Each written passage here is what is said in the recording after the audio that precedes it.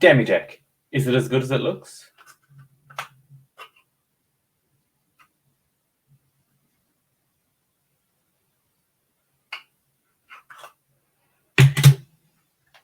Let's find out.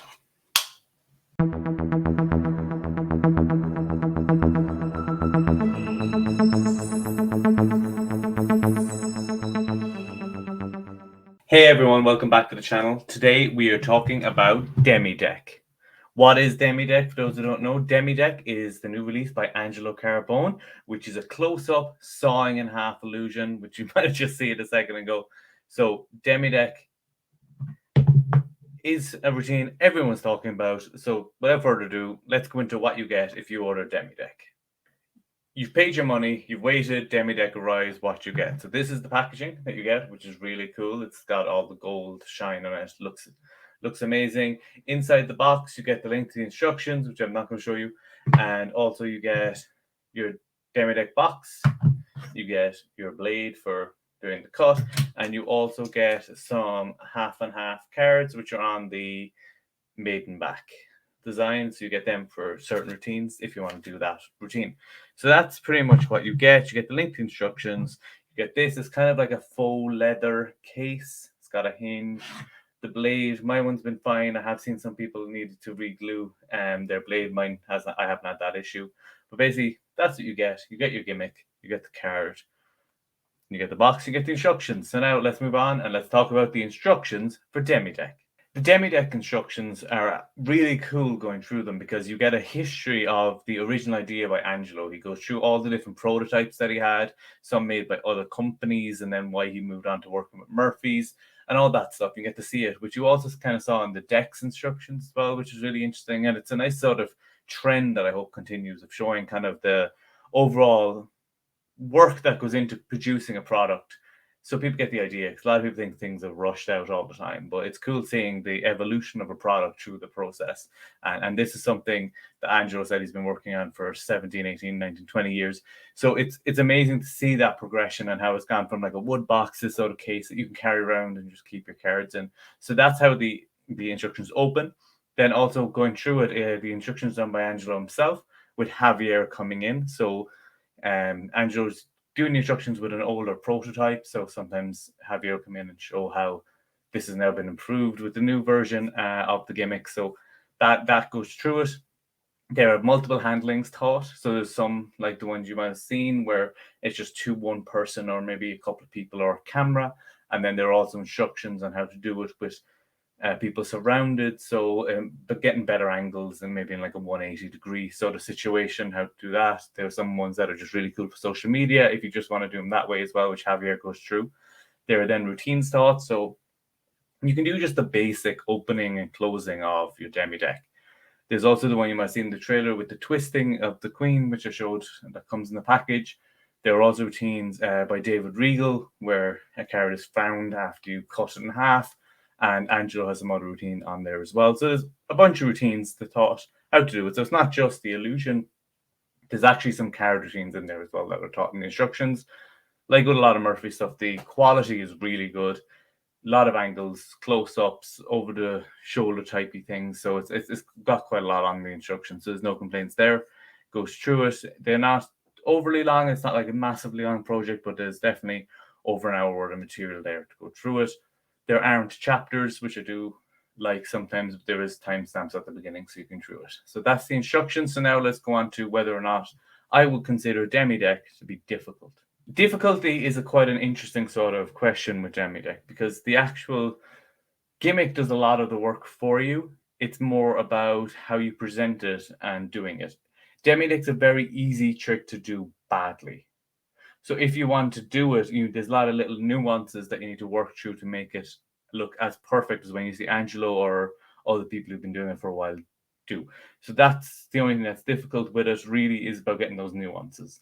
There are some bits that you might want to work on for with the routines. So maybe the twist, that can be quite easy to get it to look as smooth as when Javier does the twisting with the deck.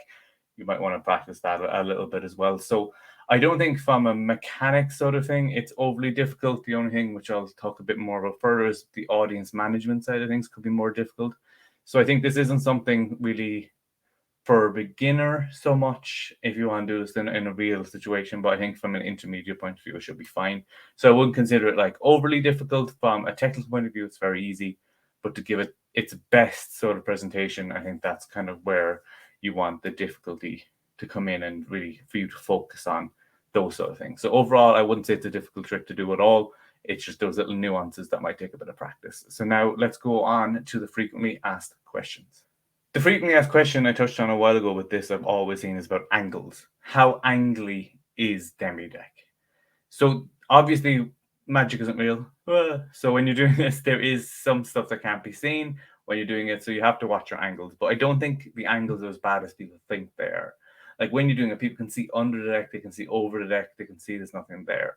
Obviously, you don't want someone standing directly behind you because that will give a lot of it away. But there's a lot of tricks out there like that. Also, you might want to watch sort of from the side and adjust which handling that is taught in the instructions that you do depending on your surroundings. Also, I wouldn't really want to do this for someone who, if you're standing up and people are sitting down, you'd want to watch that angle as well, maybe take a step back. And you can also tilt the gimmick a bit as well to make the angles a lot better. And you just need to be aware of the audience's positioning, I think is the key. Something I performed for years was the hover floating card off the deck. And for those who know that trick, there's angle issues there as well. So I'd always go, I need to find the right space for this to work and take a step back. And I think the similar sort of stuff can work great with Demi deck. It's a mini illusion. So you can talk about it and be like, oh, I'm just going to make sure that everybody gets the best angle to see this. So I'm going to take a step back and kind of get your audience into that sort of thing. But I think from sort of like that position is perfect. If you don't have any issues with it, it's really going to work. So I think angles are a consideration, definitely, but they're not as bad as people think they are looking at them. There is a lot of stuff going on in the gimmick to hide everything as cleanly as possible to give you the best angles that you could ask for. And I think anytime I've performed it, I haven't had to worry about angles. Once you practice it in front of a mirror a few times, you know where your audience is performing that way, and it will absolutely be fine. So from angles, you need to be conscious, but it's not that bad.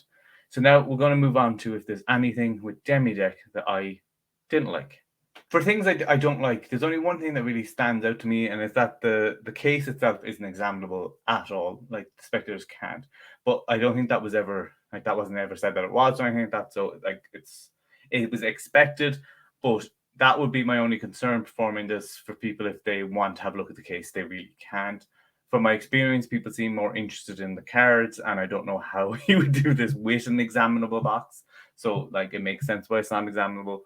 But that is the only thing where I'm like, if there was a negative, it's that the box is completely unexaminable. It's not examinable at all. But I don't really think it's that big of an issue going forward, and it was expected when I was buying it, so it wasn't a surprise to me. But that is the sort of thing that I see. The only negative really with this effect, like if this box was examinable, it's like miracle insane. Like we've cracked real magic at this stage.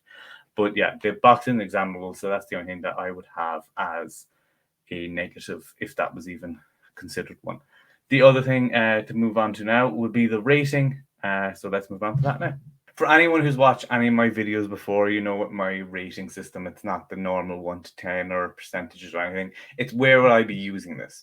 So for me, this is going into my walk around set. I'm going to be carrying my cards in it a lot of times. Then I'm ready to do it at any time.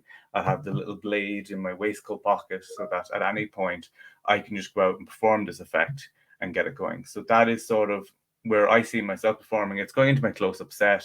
I'm watching, maybe not do it for everybody, but for that special occasion, you can just hit the people with an absolute miracle.